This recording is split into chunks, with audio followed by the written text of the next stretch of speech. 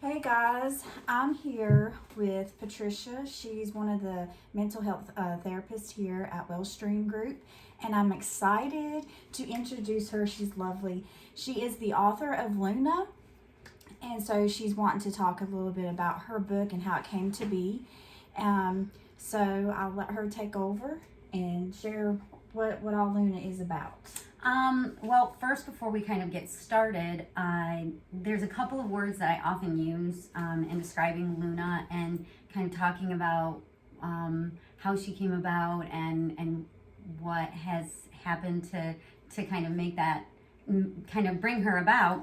And one of those words is victimization or victim, and the other is perpetrator. When I'm talking about both of those words, I have that kind of the strong reaction a little bit to the word victim as it is used in our current vocabulary. And victim is really just used to describe a person who has actually experienced something that happened to them. Not a derogatory term to say that people are victimizing themselves or anything like that. I want to make sure that we really are careful to recognize that through Luna, we're talking about somebody who may have or has experienced some level of victimization. And when I talk about perpetrator, a lot of times people hear that word and they think men or men bashing and that type of thing. And I want to be really careful about that too. We recognize that men and women can perpetrate, and that is a very real thing. For my intents and purposes, because I am a female and because this is my experience and kind of written off my experience, it's really super important for me to be able to kind of distinguish that I am not a man and I can't speak to that condition. And this is your personal experience, and this is 5 years in the making, right? Mm-hmm. You worked really hard for this, so I'm super proud of you. Mm-hmm. Tell them exactly what the book is. Let's go ahead and start a little bit with how Luna came to be.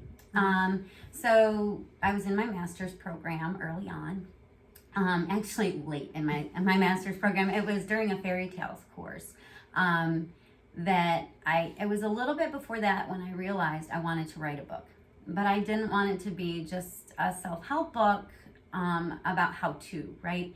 I think there's a million of those books out there. They're all wonderful and great, and there's a million different ways, but I wanted this to be something a little different. Something that was kind of pulled out of the air and something that I created, but not just a typical thing you'd pull off a shelf. And so I was in this fairy tale course, and driving home from that course one day, I just kind of got this download that this is how it was going to be told, is in fairy tale form. The fairy tale course was on Joseph Campbell and Jungian psychology and imagery, and how we use imagery and how our brains use imagery to tell story. And to me, it just kind of just fell into my brain, and I'm like, oh my goodness. So I'm rushing home so I don't forget. You get an idea, you're laying in bed at night or whatever, and you get home and you're just like, oh my God, I got to write that down, right? And so I did. I just started writing. I just went all out and started writing. So most of Luna was actually written in the first 6 months. It took me 6 months to write Luna. But I think the biggest issue with that was it took me another 4 or 5 years to actually get Luna where she needed to be for various different reasons. Starting a practice, getting done with grad school, so many different things. Finding an artist was that biggest piece. And then the second biggest piece was kind of putting it all together and doing that while I'm running a practice. And so this is just the end part process. Took about 2 years to do. And so it was just such a great experience to have something just kind of come to you and sit down and write it, and then figure out how to put that together. And then the beautiful art that was done by Kara Morton. And she saw your vision Yeah, I saw some of her pictures and they're just beautiful. So I can't wait to see the book. I'm excited. I'm excited. And so, yeah, that's kind of how that came to be. Now, the story behind Luna is, of course, my story. It's a time in my life in which I was kind of encapsulated with my abuser for 4 years. And what I didn't know was actually happening to me, that eventually I realized kind of was happening in my mind and with my body and in my soul, really, kind of moving forward into my life, and kind of what impacted my capacity or incapacity to be able to be in relationships and have friendships and feel not angry and charged in my body all the time. And it was really a huge eye-opener when I specifically came to EMDR through that kind of experience, right? And if people are not aware of what EMDR is, kind of share that with them. Okay. EMDR is a type of therapy. It stands for eye movement desensitization and reprocessing. It's considered an exposure therapy, but uses various different elements from somatic processing. CBT, somatic processing just means body processing. CBT is cognitive behavioral therapy. And so it uses various different elements from different therapies to kind of help a person process and be able to access memory banks and their trauma and the things that have happened to them in order to reprocess that out and come to a place of peace and rest and kind of wholeness that can happen through that particular type of therapy, although there are many others. We have IFS, and that's internal family systems, and there's just a myriad, including yoga for trauma, tapping, EFT, or things that you might have heard about as well. I mean, there's just so many different ways, but I think EMDR kind of brings them all together in one setting. Now, for some people, they get a little overwhelmed with EMDR, and so they can't always do that. So we kind of go to these other eclectic models to help to treat trauma. But if people can do EMDR, it can be and is very effective, and it was very effective for me very quickly. And I think that is one of the things, if people can do it, I highly recommend, because it is a much faster therapy, and we get results relatively quickly. Yeah, and Luna kind of goes along with EMDR. Yeah. So it's really it's really interesting. Yeah. So Luna was written in the format of a full EMDR processing. However, it can be used outside of that. So the uses for Luna, of course, as one is entertainment, right? Like I've written it for children, adolescents and adults, so 12 and up is the audience here. Anybody who has not had some sort of traumatic incident in their past may, at 12, 13, 14, might be able to experience some education level out of it through the story of Loki and Luna. I'll let you know what that is here in a second, but then secondarily, we can use it to help people externalize the experience of interpersonal violence or sexual trauma and victimization and those types of things. And it really moves through the process of stabilization, resourcing, then the traumatic experience, and then how Luna resolves that, and then how she becomes victorious over it. That's really super important in this book, is that it moves through all of those aspects of traumatization and healing in that kind of one setting, which many books do, right? So, like, whether it's the Goldilocks and Three Bears. Goldilocks and Three Bears, or the Big Bad Wolf, right? Yeah, that's what I was trying to do. Right. It kind of uses that same kind of format. So kind of fairy tales were used early on to educate people, and so and educate children really. about the badness in the world, right? And so we are, that's kind of what Luna is kind of that little piece of education, that little piece of entertainment that can help people 12 and up, and help people who have experienced trauma kind of get an external narrative of that. And I think some of my clients who have experienced Luna, who we've used this with, have said that it not only depicts accurately what they've experienced, but it helped them to externalize that experience and not have to hold it inside of themselves so much, without having to go into their own memory banks in order to do that. See, I think that's really good, especially with people that have been through so much trauma they just can't even recall what happened. Right. So that, I think it's a really good tool to have.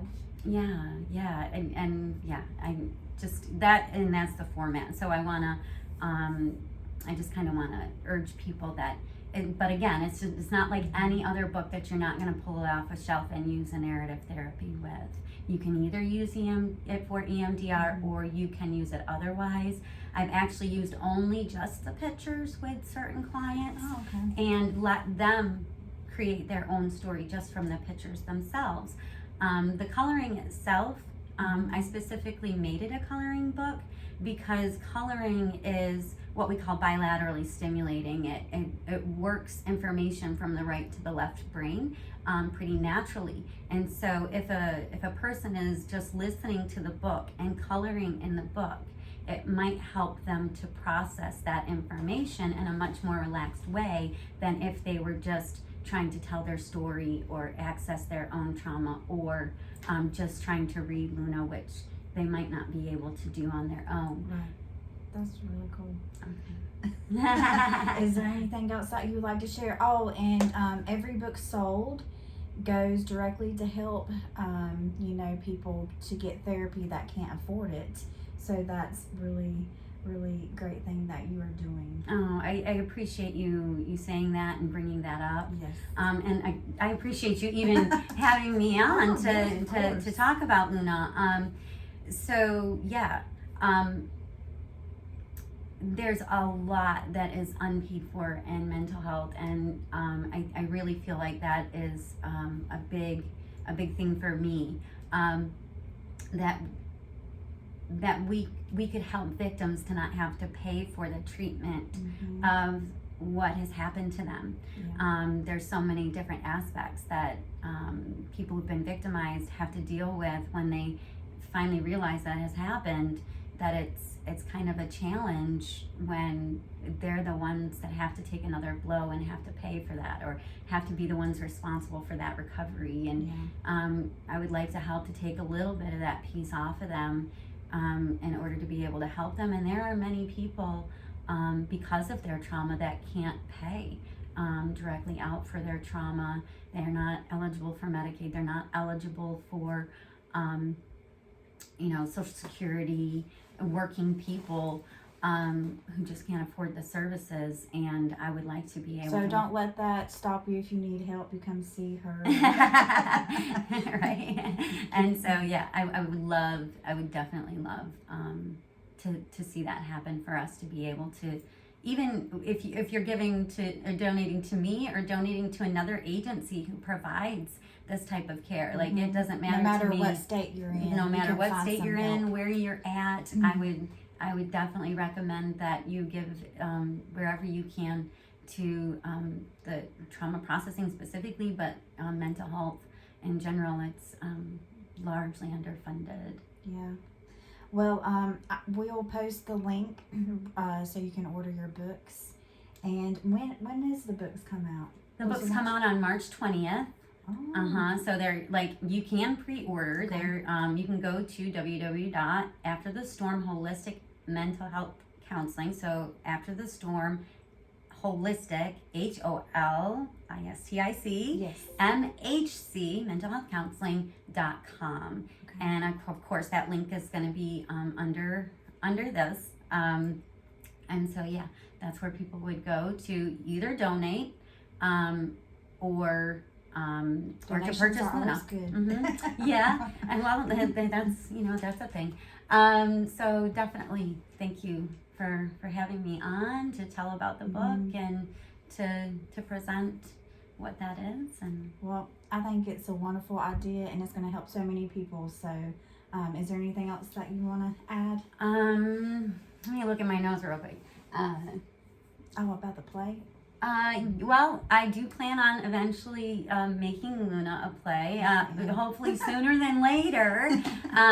Finding a location to do that is going to be, has been a challenge. A lot like first finding an artist, now finding a location seems to be kind of that, that kind of nail in it. And so when it's ready, I'm sure that will come, and we'll let you know. We're gonna I'm out there with my feelers out looking for a place to have Luna, and this book is, let me just note that this book is independently published by me under Luna Story Publications, and specifically because publishers take a good portion through marketing and all of that, to be able to put a book out. So I'm not mass marketing this book, and I'm not going out and doing speeches and talks and things about the book, specifically because I'm more concerned with taking care of the clients that I see in my office.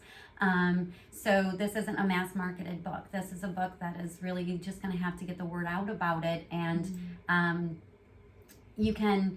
And the other thing I would like to say is that you can get one for you, but like if you have clients you want to use this for, they can get it, or you can purchase it for them en masse. I will also have a audio to the book that you can use to have, kind of read the book to the client, or have that be playing and the client is hearing it and using the coloring book at the same time. I'm going to have, I have a therapist edition that's going to have ways to use this in therapy and ways to kind of not use it in therapy, ways that it would be counterproductive to use it, or counterintuitive to do that, and ways that it would be very intuitive to do so. So that's a great tool to have. Yeah, so independently published for a reason, and that's so that those funds can go to serve clients who are receiving mental health services and trauma treatment. Oh. Well, I can't wait to see it. And if you want her contact information, you can go to wellstreamgroup.com, and her phone number and information about her is on the website. So let us know what you think about the book when it comes out, and go ahead and pre-order. Awesome. Thank you. Bye. Thank you.